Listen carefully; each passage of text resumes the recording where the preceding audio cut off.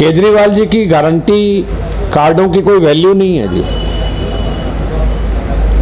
वो अपने ही मन मन में कुछ करते रहते हैं। जैसे उन्होंने कह दिया, मैंने दिल्ली की जनता से 5 साल मांग लिए हैं कि मैं 2025 में यमुना साफ करूंगा। कांग्रेस और आम आदमी पार्टी का ना आना देश हित के अंदर है।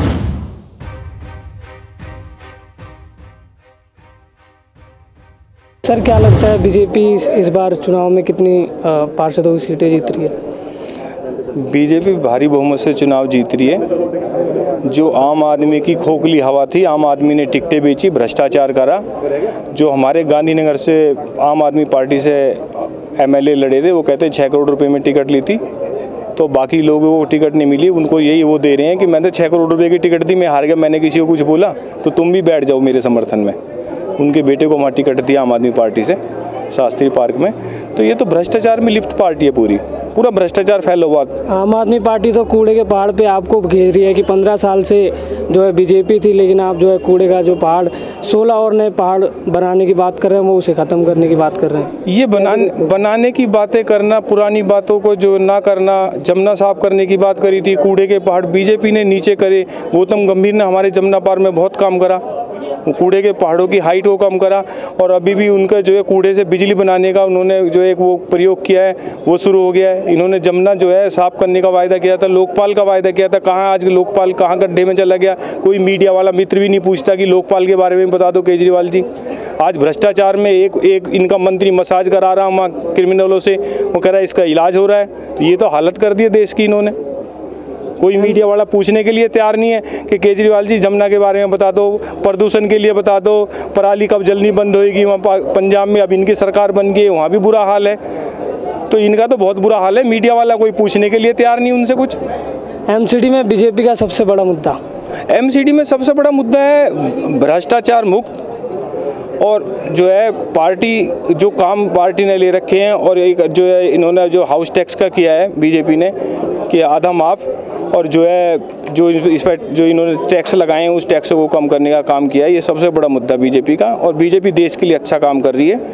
इससे अच्छा काम कोई हो नहीं सकता। कोरोना के टाइम पे इन्होंने इतने लाख लोगों, करोड़ों लोगों को टीके लगा दिए और मुफ्त में टीके लगाए। ये बहुत बड़ा काम किया मोदी जी ने, और गरीब आदमी को रोटी मिली है। और जो ये गैस के चूल्हे मिले हैं, इससे भी बहुत लोगों को जो राहत मिली है। महिलाओं की आंखें खराब हो जाती थी फूंक मार मार के चूल्हे में। तो ये तो भ्रष्टाचार में लिप्त है बाकी सारी पार्टियां। मोदी जी जो विजन है मोदी जी का, उससे प्रभावित होकर हम इस पार्टी में आए हैं। दिल्ली यूनिवर्सिटी में जिस तरीके से अभी बात की गई कि कई छात्र हैं उनके दाखिले नहीं हो पाए, इस पर बीजेपी का क्या स्टैंड होना चाहिए आपको? बीजेपी तो मुझे लगता है कि जो भी है यंगस्टर्स के लिए हमेशा करती आई है और करती ही रहेगी। एज अ आम पार्टी से जैसे मैंने उसको ज्वाइन किया था, जो मेरी आइडियोलॉजी थी कि वो कॉमनर्स को बहुत कुछ करेगी या यंगस्टर्स के लिए कुछ करेगी, बट ऐसा मुझे कोई व्यू पॉइंट उस पार्टी में लगा ही नहीं। लेकिन उन्होंने तो दावा किया था कि जब आम आदमी की सरकार होगी तो नए दिल्ली यूनिवर्सिटी के कॉलेज बनाए जाएंगे।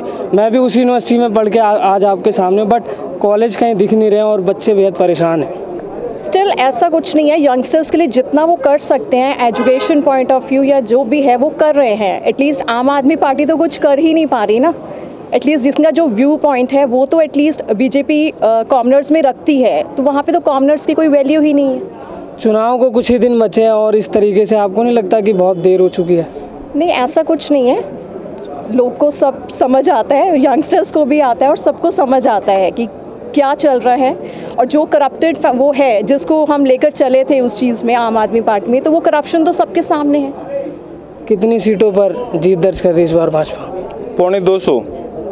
पूरी 250 लिख के ले लो। 250 लिख के तो केजरीवाल साहब भी दे रहे हैं। तो वो तो लिख के देते हैं, फिर वो भाग जाते हैं, लिखे वो मना कर देते हैं। इन रिटर्न दिया है कि जो हमारी सरकार बन रही पहले चुनाव के नतीजों से पहले, वो तो गोवा में बन रही थी उनकी सरकार, उनकी उत्तराखंड में बन रही थी। कितनी सीटें आई, जमानत जब्त होगी सबकी। देखा नहीं आपने? वहाँ भी तो बन रही थी वीडियो। वो इतने जादूगर हैं, जो वो लिख देते हैं वही होता है। वो जो लिख देते हैं वो होता है क्या? या कोई इतना बड़ा वो तो नतीजे ही बताएंगे आने के बाद। तो बस तो सरकार बन रही है, पूर्ण बहुमत की सरकार बनेगी और राज्यों में भी पूर्ण बहुमत की सरकार बनने जा रही है, हिमाचल में भी और गुजरात में भी। आम आदमी पार्टी का आरोप है कि जनता को मुद्दों से भटकाया जा रहा है, मुद्दों पे बात नहीं हो रही। आम आदमी पार्टी जब भ्रष्टाचार में 6-6 करोड़ के टिकट बेच रही है, 2-2 करोड़ के निगम के टिकट बेच रही है, उसका जवाब दे दे। मुद्दे वो हैं, ये सही है, ये मुद्दे सही है जो देश के लिए काम कर रहे हैं।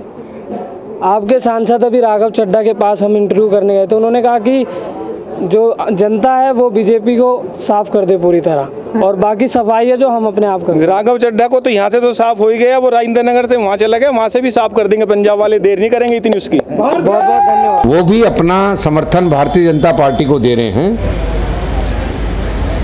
जिसके कारण मैं समझता हूँ चुनावों के अंदर विजय हमारे और जल्दी ज़्यादा नज़दीक आ रही है।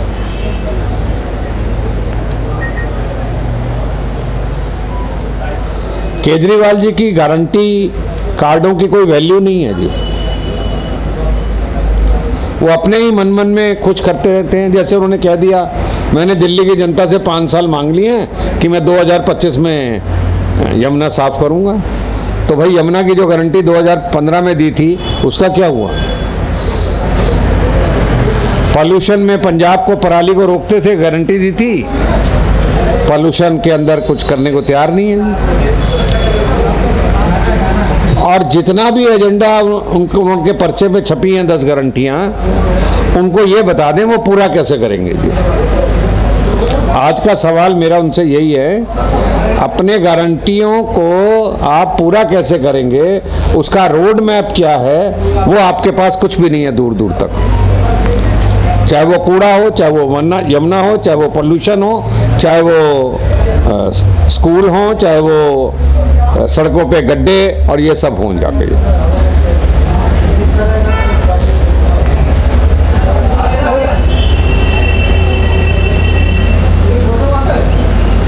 गुजरात में पर्ची पे लिख कर दे दिया है कई सरकार हमारी बनेगी, नंबर तो शायद नहीं बताए। एक भी सीट आ जाए तो समझना कि गुजरात के अंदर गनीमत है। आज जो ज्वाइन कर रहे हैं, इनका गांधीनगर की पूरी विधानसभा पे वर्चस्व है और बड़ा अच्छा काम कर रहे हैं। आम आदमी पार्टी की कार्यकारिणी के सदस्य भी हैं। इनका नाम है तापसी प्रधान। ऐसे आज जोड़ लो ताकि पता लग जाए आप ही हैं तापसी प्रधान।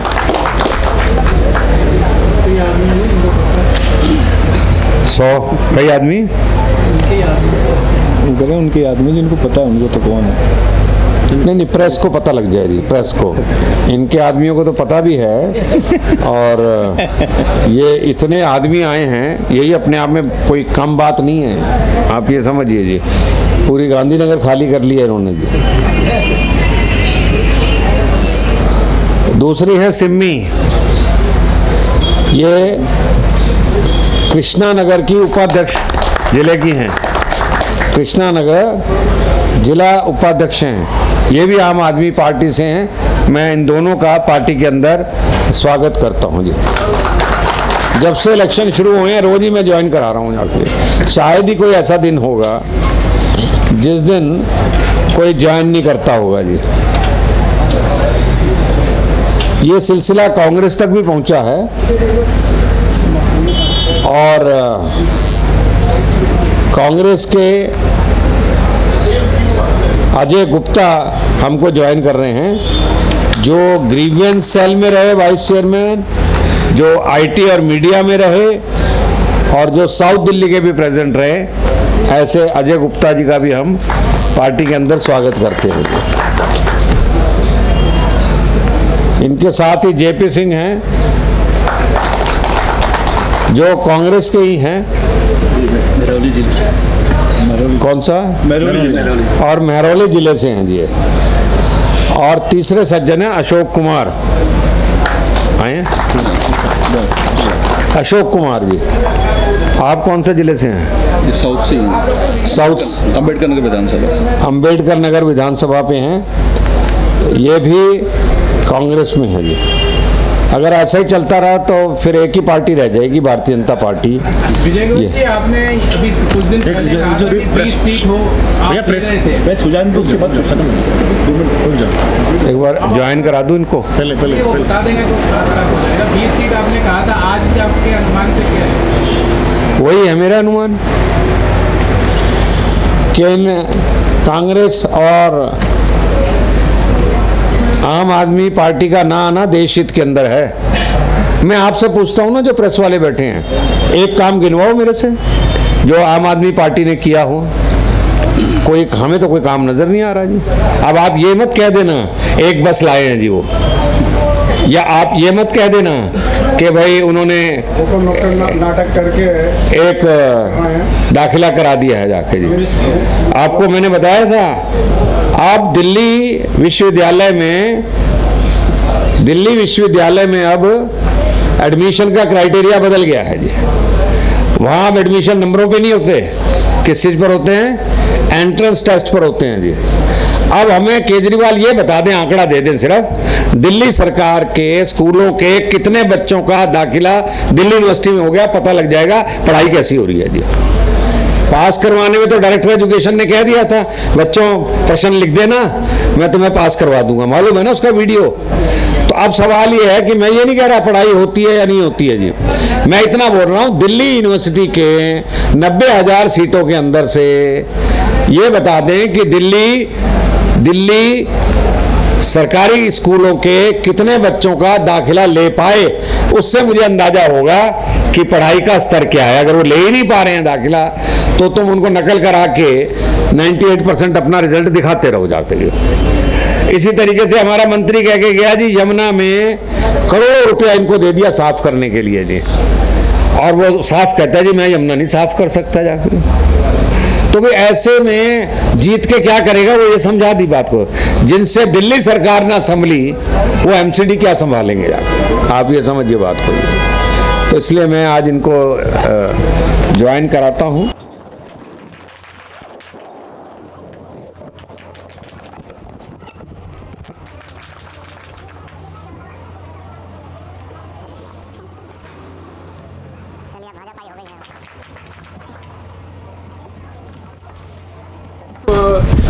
क्रांति ला दी हमने शिक्षा के क्षेत्र में और वर्ल्ड क्लास। अभी तो क्रांति गिराई आपको शिक्षा की। ऑडियो आपने नहीं देखा क्या वीडियो उसका, डायरेक्टर एजुकेशन का, क्या नाम है उसका, आप देख लो ना। मैं तो कह रहा हूँ कोई भी आप चीज बता दो ना, कौन सी कर दी। अभी मैं गया था झुग्गी झोंपड़ी में, पेंशन बंद, कोई नई पेंशन नहीं लग रही, पुरानी पेंशन 9 महीने से दी नहीं दी। राशन कार्ड बंद, राशन कोई आ नहीं रहे। आयुष्मान भारत योजना बंद, लागू नहीं हो रही जी। मकान जो है वो सेंट्रल गवर्नमेंट दे रही है। तो कौन सा गरीबों का काम हो रहा है? पानी टैंकरों से पी रहे हैं, ये सिर्फ गरीबों का बता रहा हूँ, पानी टैंकरों से पी रहे हैं लोग। सारे दिल्ली गंदा, इंक्लूडिंग यू पीपल, सब गंदा पानी आप पी रहे हैं। तो मुझे बताइए ना, दिल्ली तो स्लम बनती जा रही है तेजी से। बनाए जो आप 200 यूनिट बिजली फ्री देंगे तो साथ में पॉल्यूशन और गंदा पानी भी तो फ्री दे रहे हैं ना। पहले दवाइयाँ फ्री नहीं मिलती, जब हम दे रहे हैं। कौन सी? अस्पतालों में जाओ, दवाइयाँ मिल रही हैं क्या? एक बार जाओ तो सही सरकारी अस्पताल में, लोग बरामदे के अंदर पड़े हुए हैं, काम क्या कर रहे हैं जाके? पर्चे डॉक्टर लिख रहे हैं बाहर से करवा के लाओ, हमारी मशीनें ठीक नहीं है, हमारी मशीनें खराब हैं। मतलब मैं ये नहीं कह रहा अभी इसको प्रेस कॉन्फ्रेंस मत समझो, आप इसको समझो कि भाई इनका हाल क्या है। आप देखिए, दिल्ली को स्लम बना के डाल दिया है जी। अपना बसें आनी थी 6,000 की 3,000 रह गई, 10,000 बसें आनी थी, कोई बस नहीं आई, सड़कें टूटी पड़ी हैं। हम तो आजकल पब्लिक के अंदर एक ही बात कहते हैं कि अगर खुद पब्लिक ने अपने हाथ में नहीं संभाला तो ये केजरीवाल, मैं तो भ्रष्टाचार की बात ही नहीं करता, पब्लिक भी कहती है भाई हमारा काम तो कर दो, तुम भ्रष्टाचार करो या नहीं करो तो तुम जानो, बाकी वो तो कोई काम ही नहीं हो रहे आके। विजय गोयल जी, अरविंद केजरीवाल जी ने अभी 2 दिन पहले कहा कि हम RWA को इम्पावर करेंगे, डिवॉल्यूशन करेंगे, पावर उनको देंगे। आपका क्या इसमें अनुमान? मेरे को लग रहा है वैसे एम्पावर कर देंगे जैसे मोहल्ला कमेटियों को किया था। आप बताओ ना, ये शराब की दुकानें मोहल्ला कमेटी से पूछ के करी क्या? अगर शराब की दुकानें ही मोहल्ला कमेटी से पूछ के नहीं खोली तो तो फिर और क्या करेंगे? कौन सा काम हुआ मोहल्ला कमेटी से? मोहल्ला कमेटी से पूछ के कांग्रेस को सपोर्ट दिया था। मोहल्ला कमेटी से पूछ के इन्होंने एडवर्टीजमेंट देने शुरू किए थे। इन्होंने तो कहा था हम बड़े RWA को फंड देंगे, एम्पावर करेंगे, मोहल्ला क्लिनिक के थ्रू करेंगे। हमने तो देखा नहीं कोई किसी मोहल्ला क्लिनिक के अंदर डिबेट हो रही हो। कि हम भी तो मोहल्ले में रहते हैं, हम कौन सा मोहल्ले से बाहर रहते हैं आके? कोई एक उदाहरण दो आप, कोई एक उदाहरण किसी चीज में भी आप दे नहीं सकते आके। हमसे पूछता है तुमने MCD में क्या किया? अरे तुमने दिल्ली सरकार में क्या किया? आज तक हमें तो किसी ने बताया नहीं कि भाई दिल्ली सरकार के अंदर ये काम हुआ है जाकर। कोई शीला दीक्षित को जेल में नहीं भेजा, कोई अगर कूड़ा नजर आ रहा था तो कभी उसने धरना नहीं दिया। कभी धरना दिया क्या? या केंद्र सरकार के पास गया? या आपको लगता है म्यूनिसिपल कमिश्नर को अगर बुलाएगा, चीफ मिनिस्टर तो नहीं आता था क्या म्यूनिसिपल कमिश्नर कि उससे बात करी या मेयरों के साथ मीटिंग की? मेयर 15 दिन तक उसके यहाँ बैठे रहे, क्या किया उसने जाकर जी? कभी किसी से बातचीत की? दिल्ली का मुख्यमंत्री आधी चीजों के लिए मुख्यमंत्री है और आधी के लिए नहीं है, ये नहीं चलेगा जी। उसकी पूरी जिम्मेदारी होगी जी। उसका काम समन्वय का है, कोऑर्डिनेशन उसको सेंट्रल गवर्नमेंट से भी करना पड़ेगा, उसको MCD से भी करना पड़ेगा। ये नहीं हो सकता जब चाहो सेंट्रल गवर्नमेंट को गाली दे दो, उसके बाद कहो ऑक्सीजन भी आप लाओ, पॉल्यूशन भी आप दूर करो, यमुना भी आप दूर करो, सारा सेंट्रल गवर्नमेंट से मांगेगी। तो ये आधा चीफ मिनिस्टराई नहीं चलेगी जी।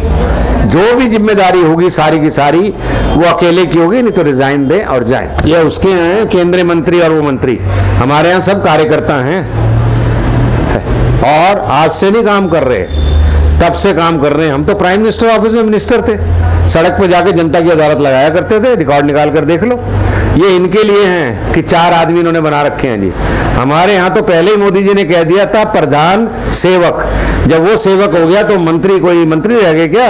वो भी सेवक हैं, इसलिए जा रहे हैं, बात कर रहे हैं। और सुनिए, बड़ी शिद्दत से लड़ते हैं मोदी जी चुनावों को जी, ऐसे हाफ हार्टेडली नहीं लड़ते, बांट के जाके जी। काम करना है तो सारी पार्टी काम करेंगी।